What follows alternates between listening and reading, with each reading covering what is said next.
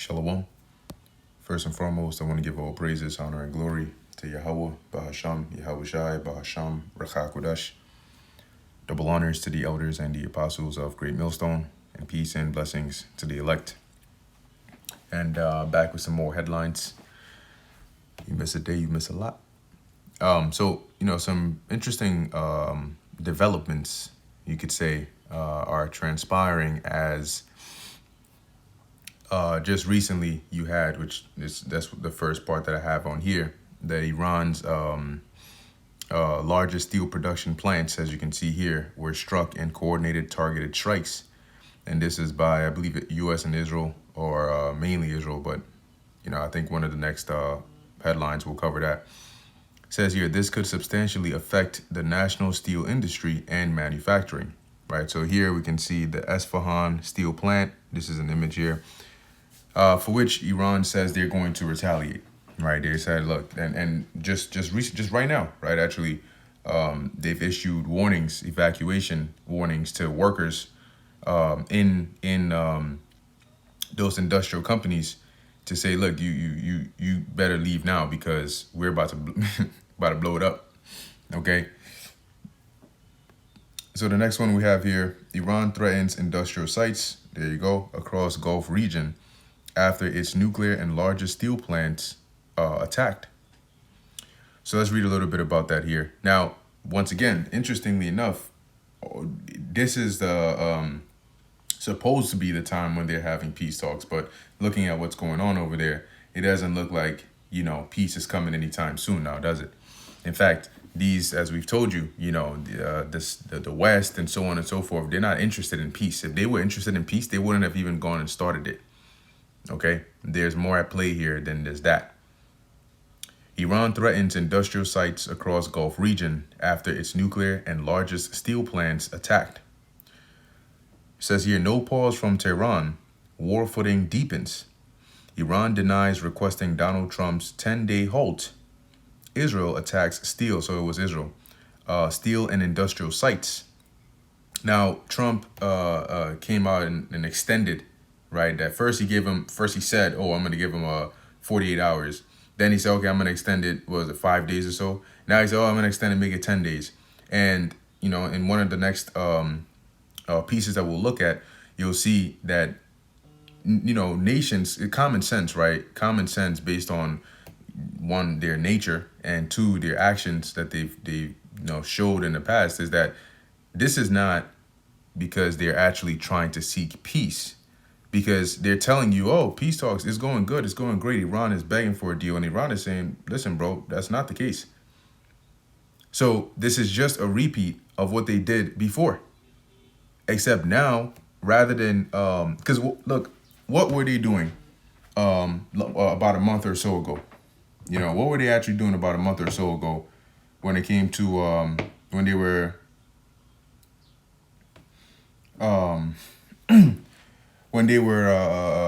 having these nuclear or these peace talks or these negotiations. At the same time, they were literally sending all types of artillery and weaponry and so on to the Middle East.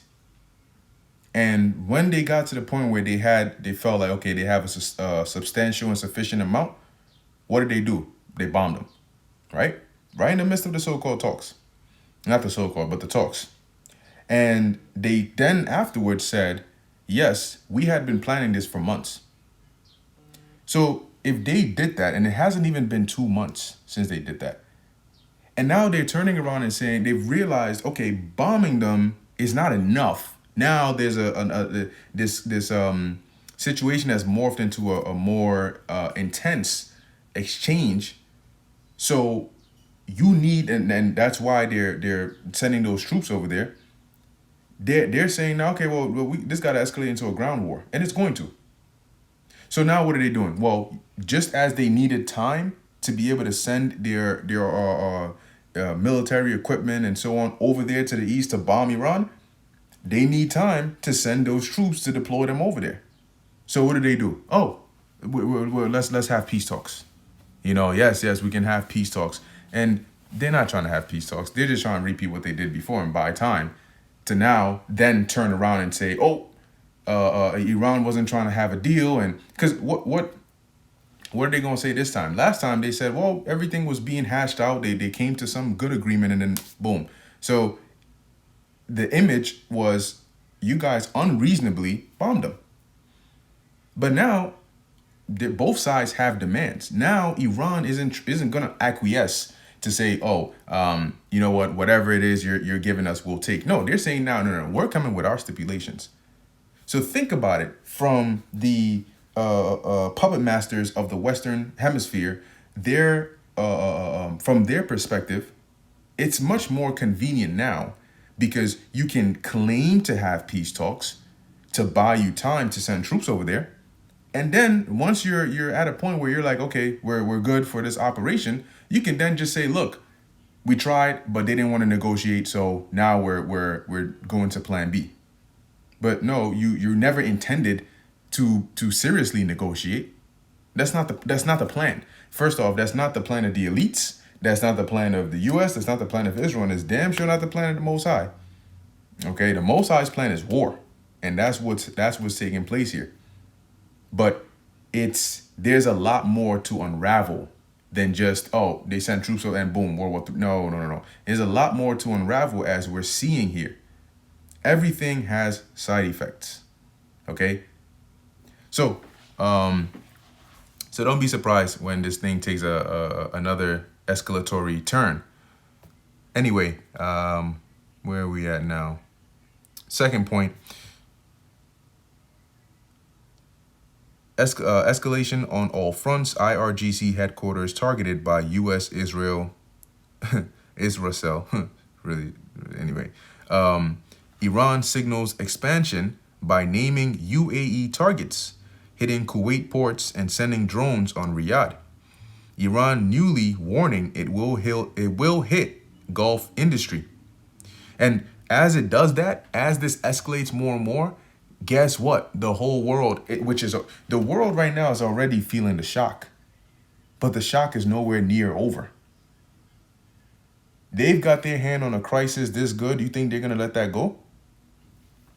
Rubio tells G7 foreign ministers war will continue for another 2 to 4 weeks. This is called propaganda, okay? It's controlling the narrative. They are using psychological warfare, not just on their targets, but on everybody. When they come out and tell you, oh, in this many weeks or this many days, and they use the same thing during the C-19.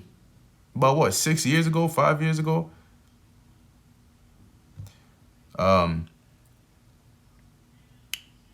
Israel doubles down amid reports of manpower strain. IDF chief warns of manpower pressure, even as Defense Minister Katz vows to intensify and expand strikes.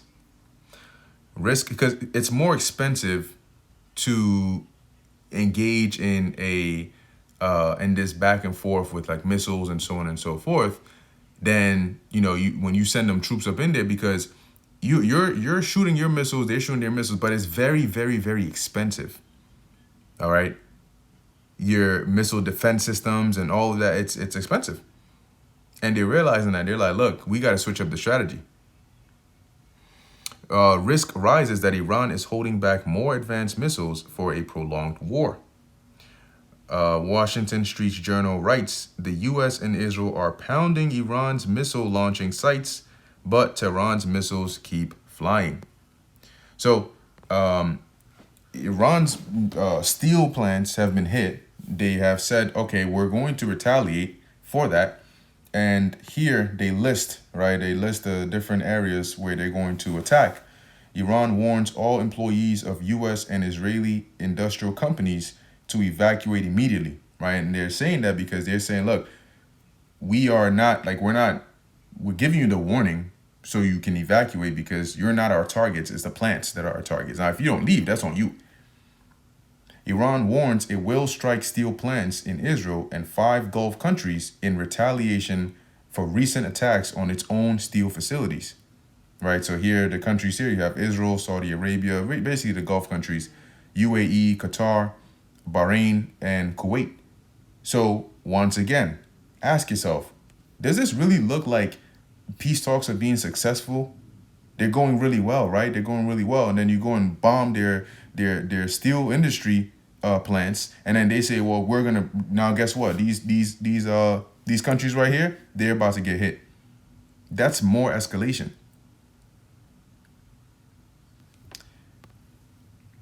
Here we also have China alerting Iran, right? It says U.S. using talks as cover for ground invasion prep. Once again, this is something that I mean, they can see it, okay? They're not idiots, all right? These nations are not idiots. They're not stupid, okay? They haven't been dumbified by Babylon's drunken juice as much as the American people have. So much so that they're not mindful, as the scriptures say, of these things that are happening. So now, in the midst of your energy crisis, it's going to get worse, as Russia also are saying that starting April 1st that they're going to ban, what was it? I forgot whether it was oil or gas exports, out of their country. So, I mean, things are heating up for sure. Next year, we have Iranian TV declares 1 million soldiers have mobilized to create, quote, hell for American forces. So they're saying, yeah, no, go ahead and bring your troops, bring them in here. And you think this is going to be an excursion? You think this is going to be a nice, easy trip? Think again. And as we've been saying, they will institute a draft. You need to, people need to wake up and use their actual heads, use your actual brains, and think. They're saying this is going to be wrapped up very quickly, but they've been saying that for the past couple of weeks, and their actions are only escalating it to prolong it. They're saying there's peace talks, but it's not really going the way that they're touting it to go. They're saying that they want to stop it, but then they're amassing troops and sending them over there to that region. And then they I think they said going was it in April, I forgot the date in April, but they've increased the age requirement or the age limit to enlist from, I believe, 32 to 42 years. Why would you do that? You are not, that's not, those aren't actions you take to when you're anticipating an end of something. Those are actions you take when you're anticipating a intensification or an escalation. So they're putting those in place already. This is all planned. The things you're seeing that look like, oh, it's spontaneous, it's not spontaneous. Okay? It's not spontaneous. And sometimes a part of their strategy is, like the saying goes, there's a method to the madness. Sometimes a part of the strategy is to make it look like you're just botching things. But there's a greater, more sinister and diabolical intent at play over here. The U.S.-Israel war against Iran is nearly 1 month in, and amid the ongoing escalating threats and warnings, Iran is touting that it is able to tap more than 1 million fighters, that's a lot of fighters, for a potential ground confrontation with the United States. And understand, once the U.S. gets in there and they engage, it's not going to stop at the United States. You're going to have the European countries, NATO countries, they're going to get involved. That's how it works. Whether you want to or not, you get dragged into it. You don't always voluntarily go, you get dragged into it. And it's going to escalate, and Russia's going to send their troops in there as well. And just as we're speaking on the things happening now, if the Lord has it to where we're still out here and they haven't shut down these platforms yet, we'll be speaking on those things as they're happening then too.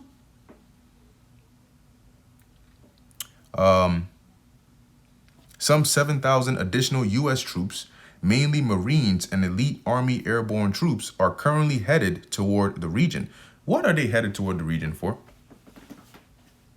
Is it realistic to think that they're going to come out in like 2 days and say, oh, okay, we have peace now with Iran, so let's do a U-turn and, call it a day? Really? amid speculation that President Trump will order a military operation to forcibly open the Strait of Hormuz. That is the excuse now. Oh yeah, we have to open that strait. It's causing a lot of damage, and they're not willing to make a deal. So we really tried, but now we have to use force and blah blah blah, which could involve a high-risk island campaign and effort to take over Karg Island oil export hub. And Trump has already said they want Iran's oil. They've said that. Tasnim has described a surge in volunteerism, which driving the buildup, or which is driving the buildup, with young Iranians seeking to join military formations. Yeah, which is angry at the Iranian cities coming under heavy U.S.-Israeli bombardment. So isn't that interesting? These attacks have inspired nationalism within the Iranian people, as to where over here, that's why they're going to need to implement a draft, because a lot of people they're not eager to want to go and what does the scripture say? The men of Babylon have forborne to fight. They're not interested in getting deployed to go to a war, as they call it, Israel's war. They're not interested in that. But it's going to get to a point where they're not really going to give you much of a choice. The report, which has been picked up by Western media headlines, also cites a surge in requests from Iranian youth to Basij, which is the Islamic Revolutionary Guard Corps, domestic security force, and has stood accused of the largest scale killing of protesters last January. So I'm going to jump down here and read the quote part here. It says, according to some of the direct quotes presented from military sources in the report, Iranian authorities claimed that the possibility of the U.S. launching a ground offensive prompted a wave of enthusiasm among the population to create what it calls a historic hell for American forces. And if you're in America, your country is literally in a war right now. Okay, you're like, this is literally World War III, just hasn't been called that yet, right, openly. But that's where you are, and it's a very scary thing if you are here and you have no clue what's going on. For you, it is, okay. You have no clue what's going on, and your mindset is, I'm just gonna keep on living my life, la-di-da-di-da, like everything is all sweet. That's when in Luke 17:26, when the scriptures say that. Just like in the time of Noah and just like in the time of Lot, they did eat, they did drink, they did give in marriage until the day that Noah entered into the ark, and then the flood came and destroyed them. You can see how that plays out, like in our time. You can see, okay, I can see how they could have been in that spirit back then during Noah's time, because they're doing the same thing right now. You have people that it's like, even if you were to sit down and explain it to them, and tell them this is exactly where you are, and this is what you're facing, and this is what's coming next, there's something that just doesn't click in their heads. They just don't care. It's just like, okay, I mean, yeah. And they think that they are being wise in brushing it off as, oh, that's just media propaganda, or yeah, it's whatever. I'm gonna just live my life. No. What you're doing is you are remaining willfully ignorant. You are failing to prepare, which in turn is preparing to fail very, very, very horribly. But the Lord said it, right? Isaiah the 6th chapter. How long are they going to be blinded? Until the cities be overrun. So when there's chaos in the streets, when you're losing loved ones, when you're hungry, when you're starving, and you don't understand what's going on, a lot of people are going to be willing in that day.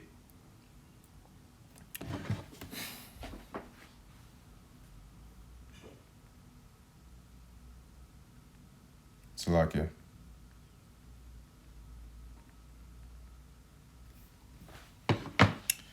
It says here, the U.S. wants to open the Strait of Hormuz with suicide and self-destructive tactics. That's fine.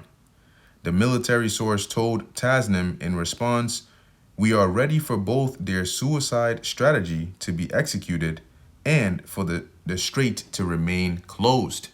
See that? So Yeah, these actions that are going on here, they're not matching the words that are being spoken. Okay, at least by the propaganda machine.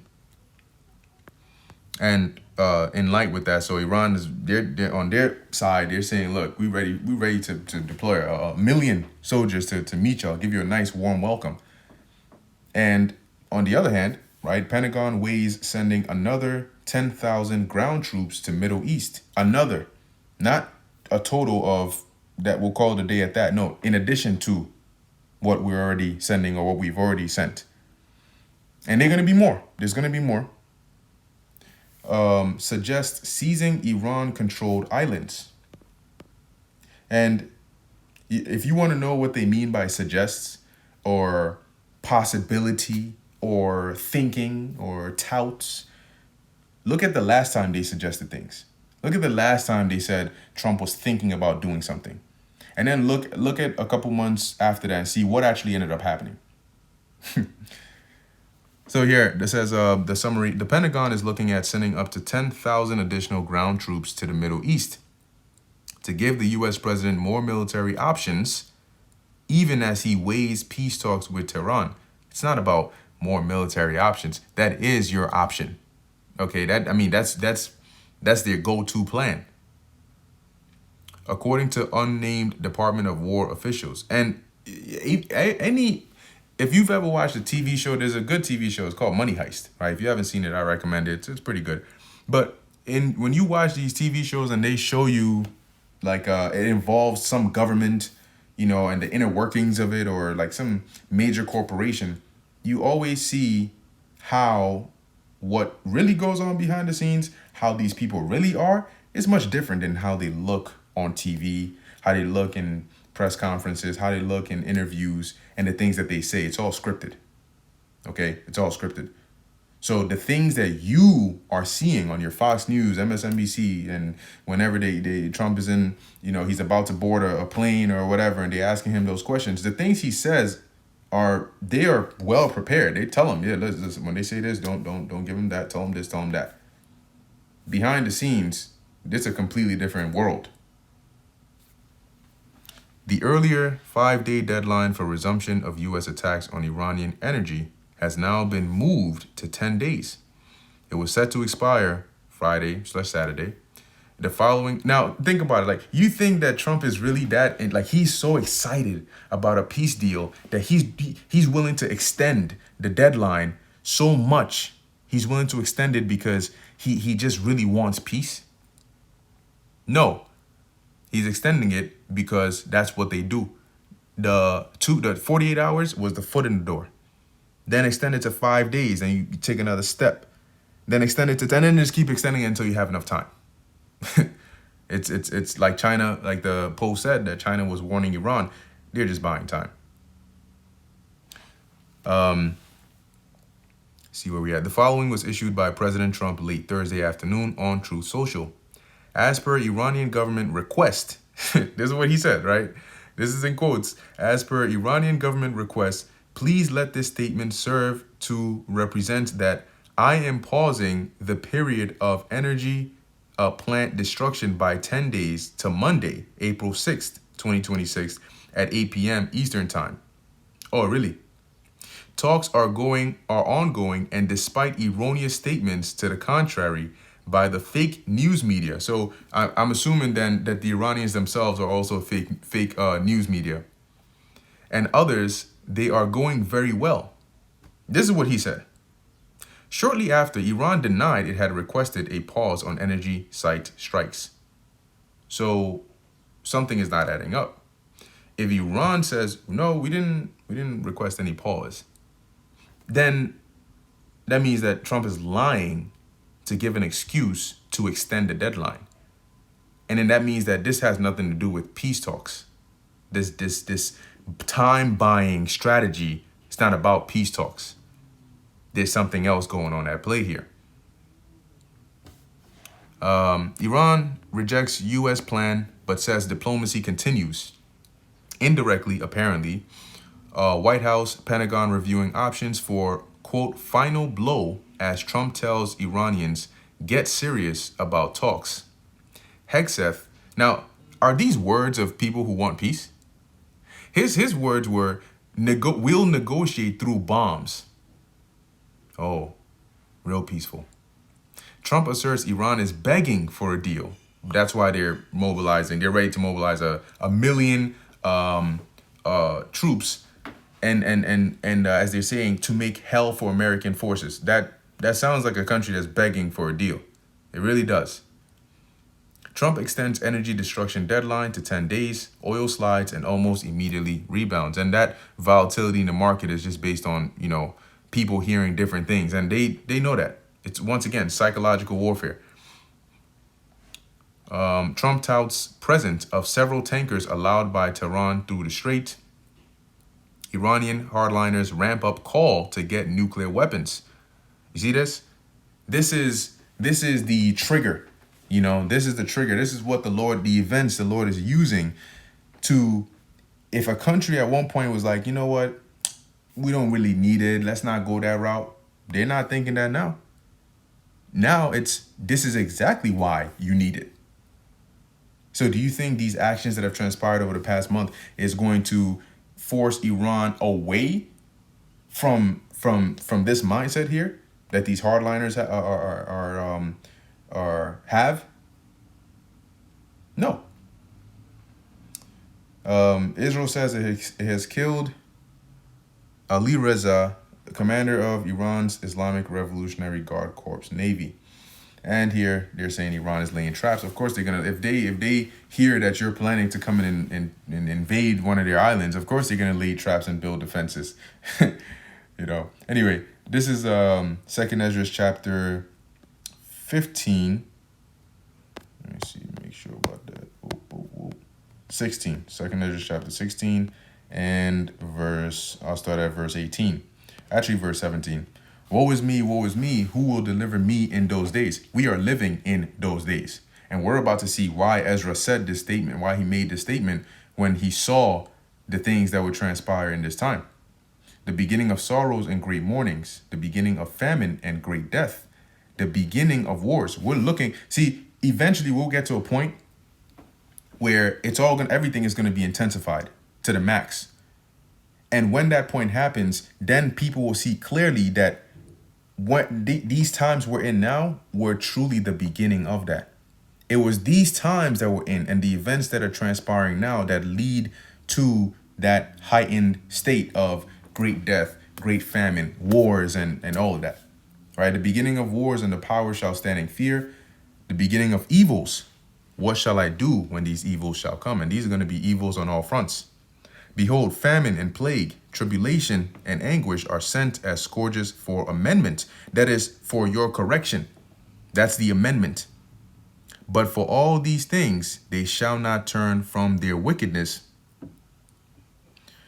nor be always mindful of the scourges. These things are to make, it's to be painful, it's to be uncomfortable, but that's to correct you. It's for you to think and say, hold on a second, this doesn't look good. I should get right. But as Ezra has already said, a lot of people are not going to be mindful. Even though these things are happening, they're not going to be mindful, all right, of these scourges. And in turn, it's gonna escalate more onto their destruction. And that's just the way it is. So with that, I'm going to end it here. Lord willing, that was edifying and informative to the elect. In closing, I want to give all praises, honor, and glory to Yahweh, Bahasham Yahushai, Bahasham Recha Kudash. And until next time, Shalom.